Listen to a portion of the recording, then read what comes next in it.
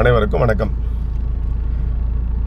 நேற்று நடந்த இந்த நிகழ்வு சென்னையிலே ஆயிரவிளக்கு பகுதியிலே பூங்காவில் விளையாடி கொண்டிருந்த குழந்தையை வெளிநாட்டில் இருந்து இறக்குமதி செய்யப்பட்ட 2 நாய்கள் கடித்து குதறிய காட்சிகளை தொலைக்காட்சியிலும் ஊடகங்களிலும் கண்டோம்.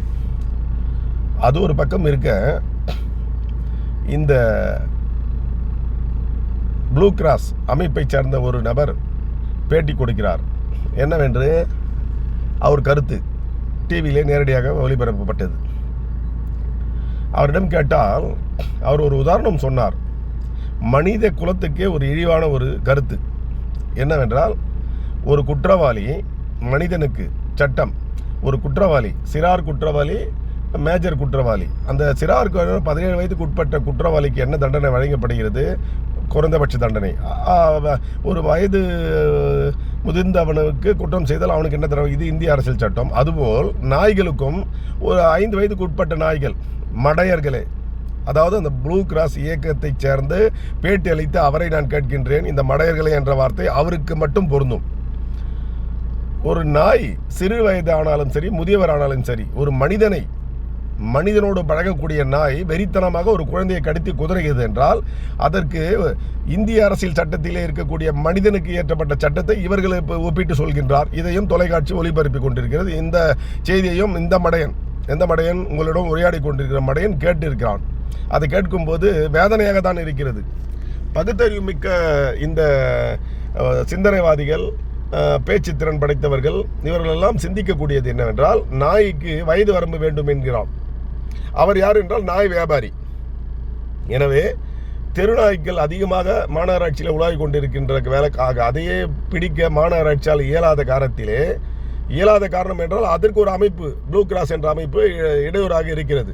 அதுதான் உண்மை. எனவே இந்த ப்ளூ கிராஸ் என்ற அமைப்பு மாடுகளையும் பசுக்களையும் கொல்லும் பொழுது, கடபாரையும் இந்த மம்முட்டியால் அடித்து மாடுகளை கொல்லுவதை இவர்கள் பார்க்கட்டும். பசுமாடுகளை கொள்கிறார்கள். எத்தனையோ பசுமாடுகள் தினமும் கொல்லப்படுகிறது. அவையெல்லாம் விட்டுவிட்டார்கள். இந்த நாய் ஒரு குழந்தையை கடித்து குதறியது என்றால் உடனடியாக அந்த நாயை காப்பாக்குமோ இல்லை வேறு எங்கோ ப்ளூ கிராஸுக்கு சொந்தமான ப்ளூ கிராஸுக்கு சம்பந்தப்பட்ட அதிகாரிகளின் வீடுகளுக்கு எடுத்து சென்று அவர்கள் வளர்க்கட்டும். பொது வழியிலே விடக்கூடாது.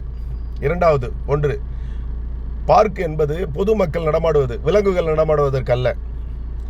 மூன்றாவது, இப்படிப்பட்ட வெளிநாட்டிலிருந்து இறக்கப்படும் நாய்கள் என்ன தன்மை உடையது, என்ன குணம் உடையது? இது நம்மளுக்கு, நம் தமிழகத்திலும் சரி, பொதுமக்களுக்கும் சரி, மக்களுக்கு அச்சுறுத்தும் வகையில் இருக்கிறதா?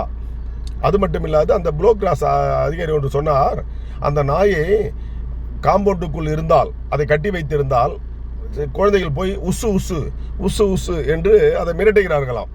அதனால் அந்த நாய் வெறி கடிந்து கடிக்கிறதாம். ஐயா, பகுத்தறிவு படித்த ப்ளூ கிராஸ் இயக்கத்தைச் சேர்ந்த நீங்களுக்கு உங்களை புரிந்து கொள்ள வேண்டும். எந்த குழந்தையாவது நாய் குலைக்கும் இடத்திலே போகுமா? அந்த நாய் குலைக்கக்கூடிய நாய்கள் நாய்களை வளர்க்கக்கூடிய நாய்கள், மீண்டும் சொல்கிறேன், நாய்களை வளர்க்கக்கூடிய நாய்கள் இருக்கும் வீட்டில் ஒரு தனி நபரோ தனி குழந்தைகளோ போக இயலாது. அது குலைக்கும் பட்சத்திலே அவர் பயப்படுவார்களே தவிர உசு என சொல்ல மாட்டார்கள். இவர் அந்த கருத்தை சொன்னார், டிவியிலே நேரடியாக கண்டேன். எனவே தமிழக அரசு உடனடியாக சட்டம் இயற்றப்பட வேண்டும் என்றால் தேவையில்லை, இருக்கும் சட்டத்தை பராமரிக்க அந்த ப்ளூ கிராஸ் அமைப்புக்கு என்னென்ன வரம்புகள் இருக்கிறதோ அதுவரையில் அது இருக்கட்டும். பொதுமக்கள், சட்டங்கள் இயற்றப்பட்டதே மக்களுக்காக தான். இப்படிப்பட்ட குழந்தைகளை, இது மட்டுமல்ல, பல நாய்கள் தெருநாய்களை கடித்திருக்கிறதை நம்ம ஊடகங்களிலும் தொலைக்காட்சியிலும் பார்த்திருக்கிறோம். எனவே இதை வன்மையாக கண்டித்து இந்த வெறிநாய்களை உடனடியாக என்ன செய்ய வேண்டும் என்பதை அரசு உரிய நடவடிக்கை எடுக்க வேண்டும் என்பது பொதுமக்கள் சார்பாக நான் வேண்டி கேட்டுக்கொள்கின்றேன். நன்றி, வணக்கம்.